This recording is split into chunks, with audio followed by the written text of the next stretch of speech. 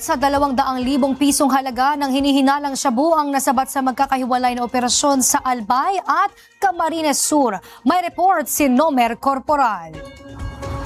Eksaktong alas 9 kagabi nang salakay ng mga tauhan ng PDEA Albay, ang bahay na ito sa barangay Gilid sa Ligao City na pinaniniwala ang pugad ng iligal na droga. Arestado sa nasabing operasyon ang 3 individual, kabilang ang target at umano'y drug maintainer na si alias Pisot, 37 anyos na residente ng naturang lugar.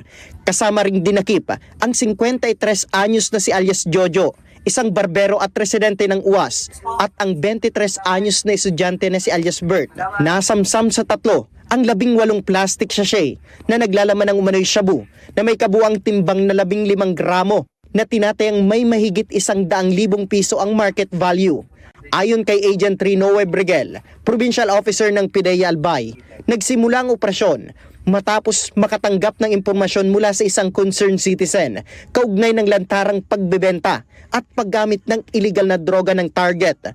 Samantala, sa bayan ng Calabanga sa Camarines Sur, pasado alas 4 ng hapon ng ika-19 ng Enero, nang salakay naman ng PDEA Camsur ang isang umano'y drug den sa barangay San Roque. Inabutan ng mga operatiba ang 6 na individual, kabilang ang target ng operasyon na umano'y aktong gumagamit ng ipinagbabawal na gamot. Nasamsam sa operasyon ang 12 plastic sachet na naglalaman ng hininalang shabu na tinatayang may halagang mahigit 80,000 piso.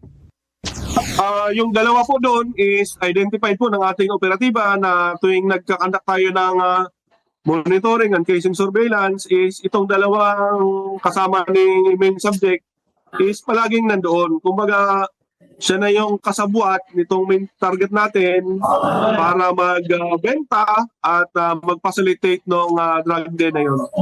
Hawak na ng PDEA ang lahat ng mga naarestong suspect at pormal nang nasampa ng kasong paglabag sa Comprehensive Dangerous Drugs Act of 2002. Para sa totoong balita sa Bagong Pilipinas, Nomer Corporal, Congress News.